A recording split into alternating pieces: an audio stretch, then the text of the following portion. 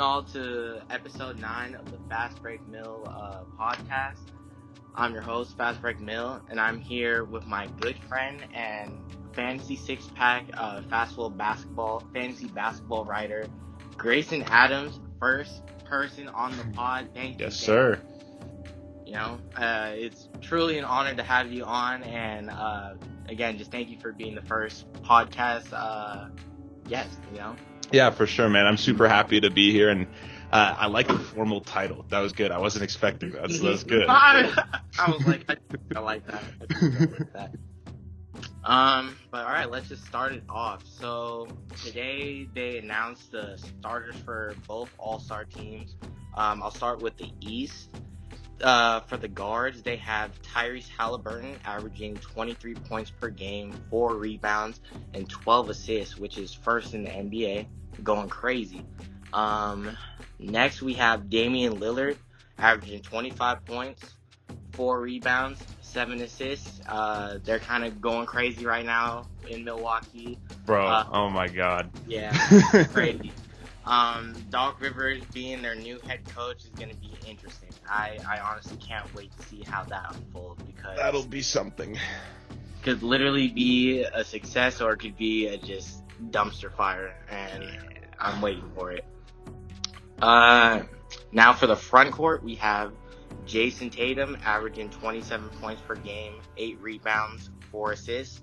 You know, like John says, he's the number 1 light skin in the league, so I'm gonna just continue saying that too. Oh my God. Then we have Giannis. He's averaging 31 points, 11 rebounds, 6 assists, and he's also averaging 60% from field goal percentage. Like I said, with the whole craziness going on with Milwaukee right now, it's going to be very interesting to see how this team rolls, seeing as they are one of the best teams in the Eastern Conference. So we'll see if they can keep up that pace. Yeah, man. I mean, especially with how well Giannis is playing, it's just surprising that they didn't like Griffin. But hey, if you don't like a coach, you don't like a coach. You could tell with the way they were celebrating it before the game the other day. Literally, it's crazy. And lastly, we have the guy I feel like everybody's front runner for MVP right now, Joel Embiid, averaging 36 points, 11 rebounds, and 6 assists. And I want to be honest, I want to say that points per game average definitely bumped up after putting up 70 points on my Spurs. And it's kind of sad to see. But man. I'm here to watch greatness, so even if it has to come from being Victor and them, that's cool with me. It's okay. Yeah. Hey, we'll just say most of that, like 20 of those points were in the third quarter on Zach Collins. Vic still had 33 in 28 minutes, so he's good. He got his. All right, now we're going to go to the West. The starting guards, we have Luka Doncic averaging 33 points, 8 rebounds, and 9 assists. And we also have Shai Gilgeous-Alexander averaging 31 points, 5 rebounds, and 6 assists. I feel like it's not crazy because we know that these two are MVP candidates, but it's crazy that we're going to have an all-star game without Stephen Curry starting. And yeah. I don't know, like I definitely feel like this is the year where it's appropriate that he's not starting, but it's still definitely just going to be weird seeing him come off the bench, most likely. For real. I mean, it had to come eventually, but you kind of it's kind of like the same thing with LeBron. Like, it's going to happen eventually, but it's going to be so weird when it happens. And yeah, there was no way Steph should have started over either of these two guys. I think these picks were easy. Very easy. For the front court, we have Kevin Durant averaging 28 points, 6 rebounds, and 5 assists. Him and Devin Booker going crazy with the Suns right now. Definitely like their brand of basketball. Then we have LeBron James averaging 24 points, 7 rebounds, and 7 assists, making his record-breaking 20th All-Star appearance. It's crazy to think that my glorious King James is able to go 20 straight years as an All-Star. The only time not being an All-Star is his rookie year. just added on to the GOAT legacy. So that's dope. Yeah. Bro, yeah, like I said, I'm still waiting for it to happen. It hasn't happened yet, though. It's much deserved again, in my opinion. For sure. And then lastly, we have your GOAT, Nikola Jokic, averaging 25 points, 11 rebounds, and 9 assists. Why don't you talk about your GOAT? Oh, man. Well, I just watched very small portion of the game today where he was the only good player, and then I turned it off out of pure rage.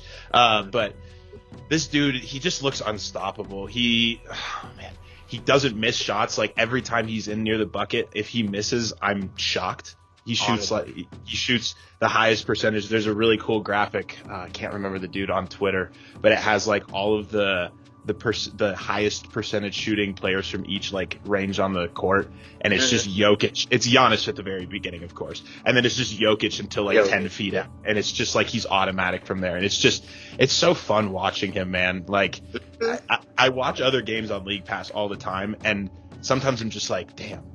It feels so nice to be able to watch him and just know that I'm going to have that dude for the next 5 years or so. He might retire and go back with his horses or whatever, but I have him for that long at least. And I'm pretty sure at least in those 5 years, he's going to put up amazing numbers and continue to produce high-level basketball for sure. I need him to get that ring, man. I need another ring to push my agenda, get him to that top 10 all time. Oh no, if he gets another ring, I'm pushing he's in the top 5, honestly. I love it. I need that. For me, it pretty much was accurate other than for the East. Mm-hmm. Instead of Damian Lillard, I had Jalen Bronson. I feel like he's been going off for the Knicks. He's been their Batman, and ever since Becky Hammond made those comments about him, I feel like it's just been his personal mission to like prove her wrong, and I feel like he's been doing so. So I feel like he just had to be a starting guard for the East, but he's definitely still going to get that. Mm-hmm. Yeah, that was another one that I didn't have Dame anywhere near my starting guard spot. Like, it was between Brunson and then who I ended up picking was Donovan Mitchell. And the biggest thing, because I looked, and Basketball Reference has this so nicely set up to where you can just compare the two players, and I looked between Mitchell and Brunson. I'm like, man, those are like so comparable across the board. The only thing was just, I feel like Mitchell's supporting cast this season has been weaker just because of the injuries to Mobley and Garland, and then he has like Okoro and Dean Wade starting half the time, and I'm like, bro. And they still have a better record than the Knicks. I thought the Cavs were like on some downward spiral, but yeah.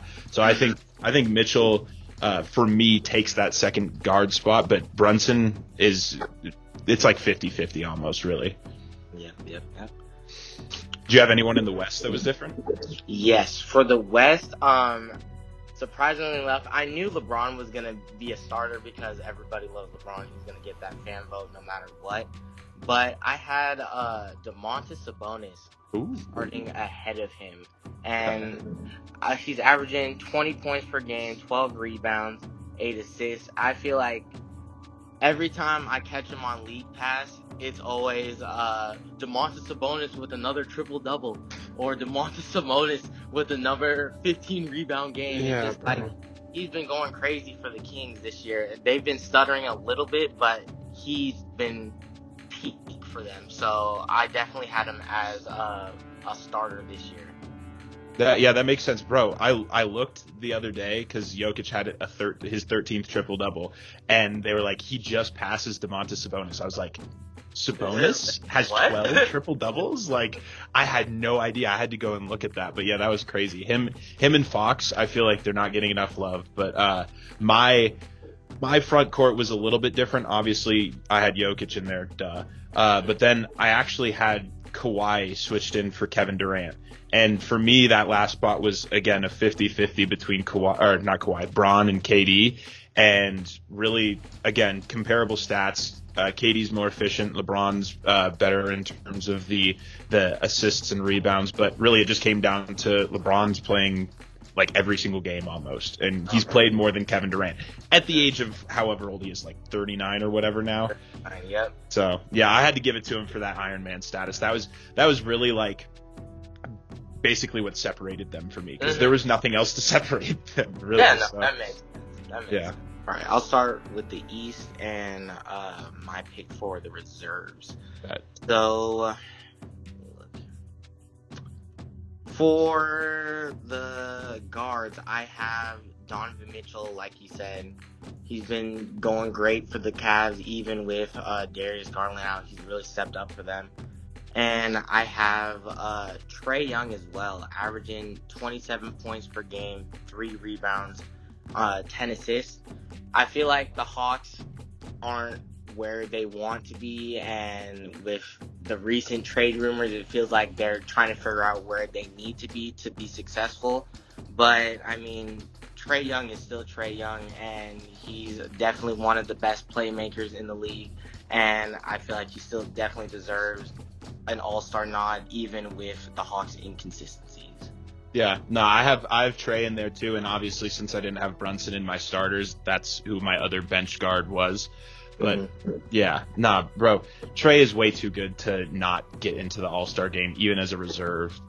He's I mean, obviously the team record is what's holding him back here. They've been it's just so weird how not good they've been considering all of their pieces, but I think he's super underrated now. I think he's gone from like he was a little bit overrated, and now I think he's dropped way lower. Not sure exactly why. He hasn't really. I mean, he's played better every year. His assist totals are going up every year, so I don't really know what's changed, but I don't know. I feel like I don't even know. People just have a vendetta against Trae Young, I guess. I feel like people get used to stats, maybe. That's what it is. They just kind of get numb to the fact that he's putting up, like, over 10 assists a game. I guess like, that's my only guess. Common. It's not. Yeah.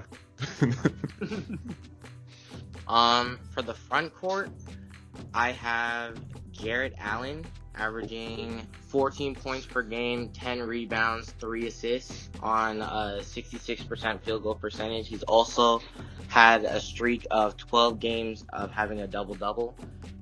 Jarrett Allen, to me, has really just, again, stepped up with the absence of Mobley. He's really kept the Cavs afloat, and it's crazy because I'm really wondering how he'll play once Mobley gets back, if this level of production will be consistent, or if the Cavs need to actually start looking to move Jarrett Allen since he's at his peak right now. And I feel like between Mobley and Allen, they're definitely going to pick Mobley because of the fact that he was a recent high draft pick for them, and he's still young.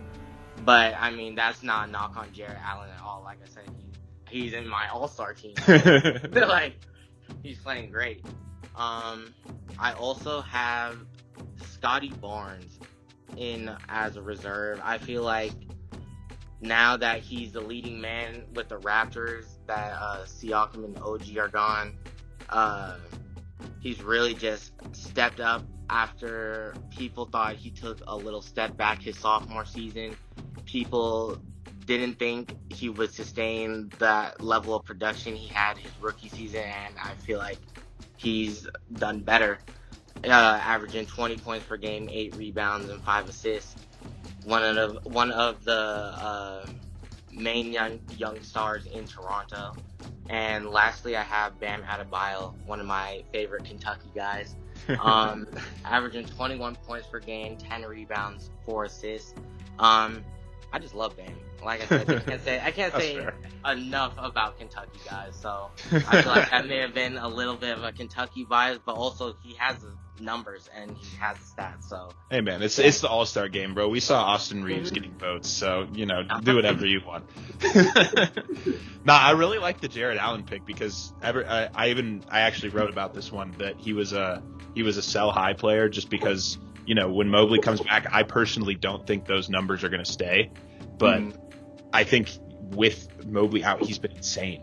Like, his point totals have gone up, and I think they completely alter their style, because with Allen alone, without Mobley can't stretch the floor, at least not yet. So they have to completely switch up what they do, and I think it's really to the benefit of Allen right now. But yeah, I like that pick. That's a sneaky one right there. But East front court is fun, man. I have Julius Randle just because of how well the Knicks are doing, the Robin to Brunson's Batman right now. And then I also have Scotty Barnes, who also on top of those stats that you mentioned, 1.3 steals and 1.6 blocks too. He's been insane this year on both ends of the court. And then I have Paolo Banchero, who it's a little bit of a surprising one, but Franz was out for a little bit, and I love Franz too. I love the Magic. With Franz out, Paolo really stepped up his game, and he won some games that I did not think they were going to win. And the Magic have just been really good because of him. His efficiency isn't quite there, but I really like the numbers, and kind of just like watching, I can tell like he's an all-star level player for sure.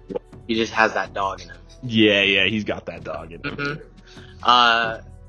What was I gonna say? Funny enough, Paolo was definitely my wild card pick. Okay. That though. Yeah.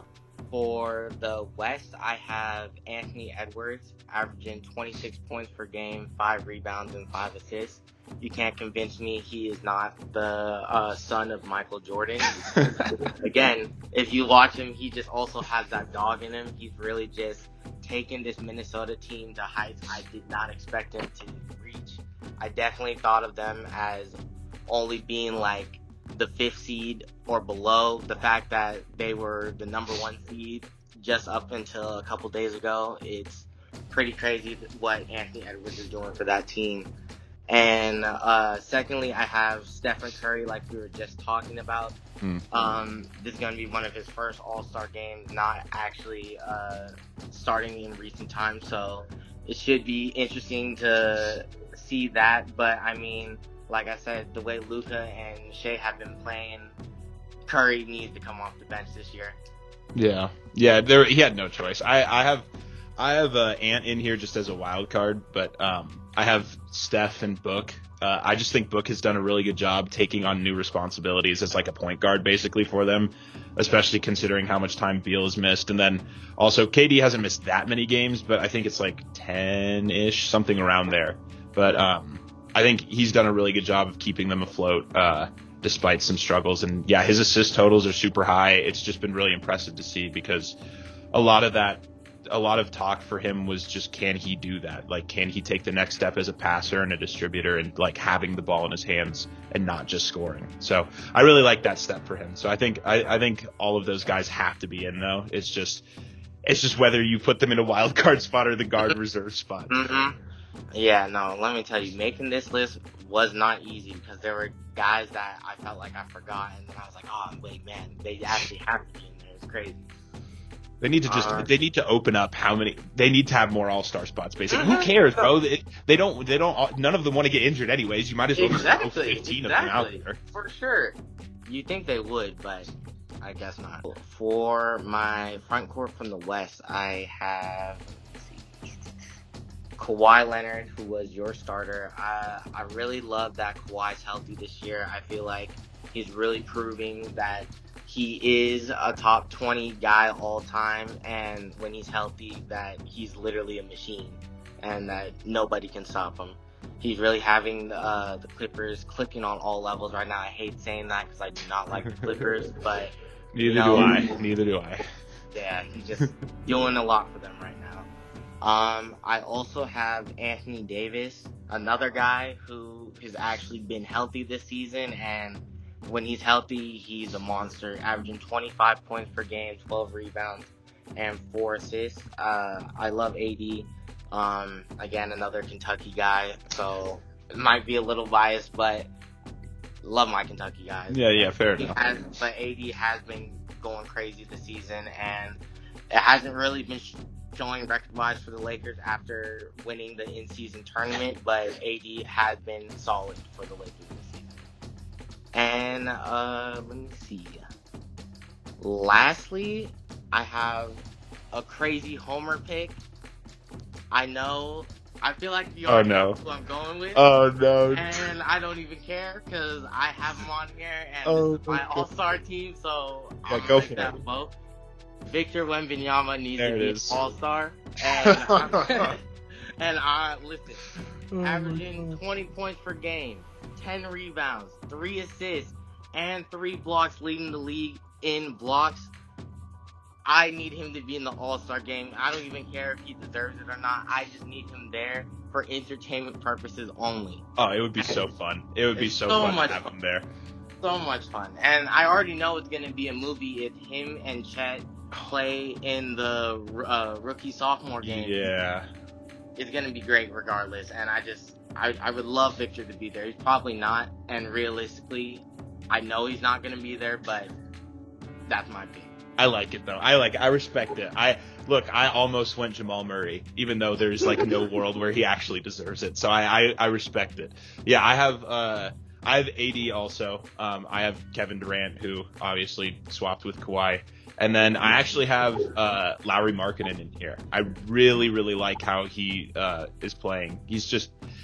He's so confident in like catch and shoot. I can't remember exactly the percentage, but NBA University on Twitter, great follow, had a stat, and he was like in the top 5 in catch and shoot percentage, and he was one of the highest volume catch and shoot guys. So he's just letting that thing fly at any possible opportunity. So, and then Sabonis is my one of my other wild card picks. So like again, I could not choose between them, dude. It was way too difficult.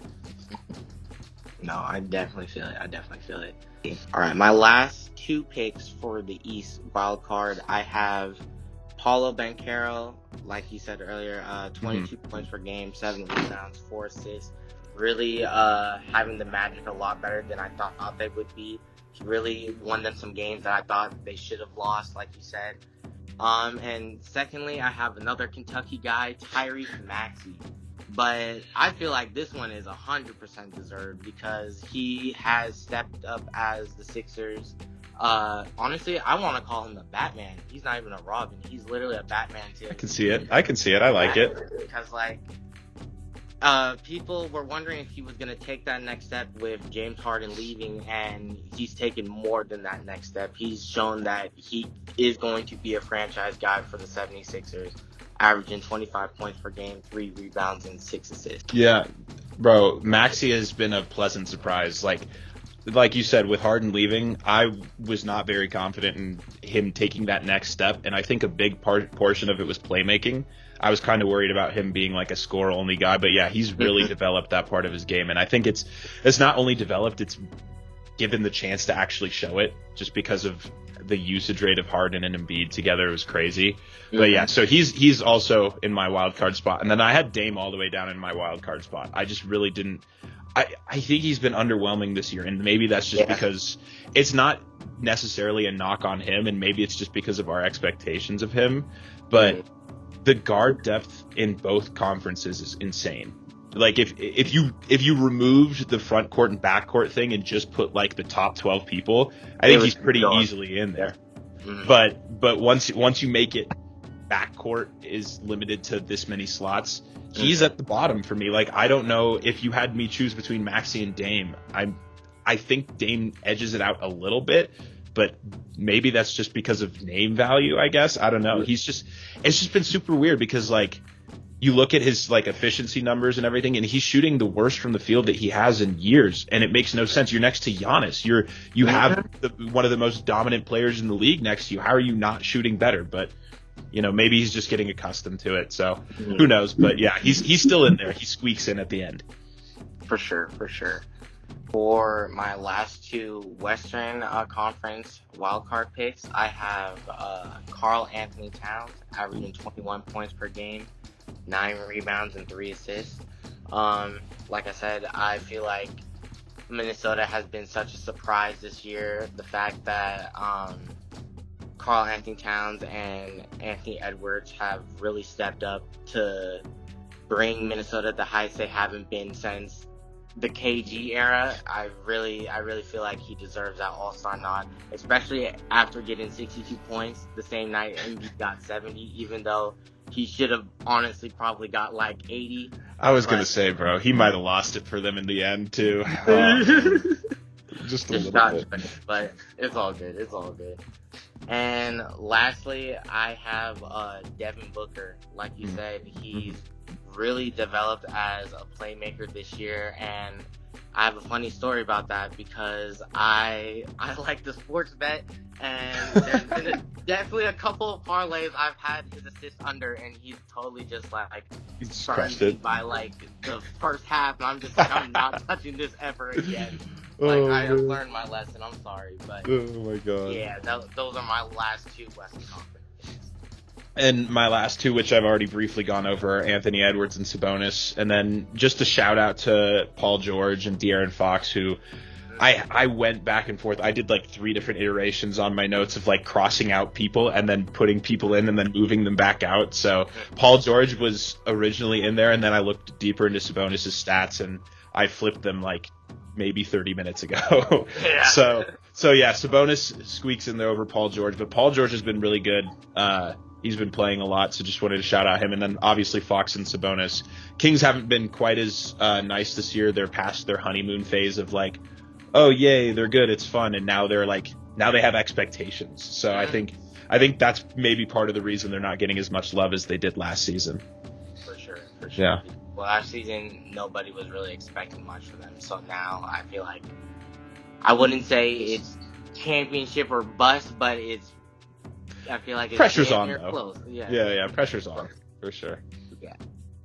But yeah, that's all really I had for this episode of the Fast Break Mill podcast. I just want to shout out everybody that took the time to view this episode. You know, everybody that subscribed and likes the videos and everything. I truly appreciate it. And again, I just want to say thank you, Greyson, for being the first guest on the podcast. Again, you don't understand how much I appreciate this, because this whole experience was cool. We definitely have to do it again for sure. Oh yeah, 100%. I'm down to come back on again. Thanks so much for having me, man. I was super excited to do this.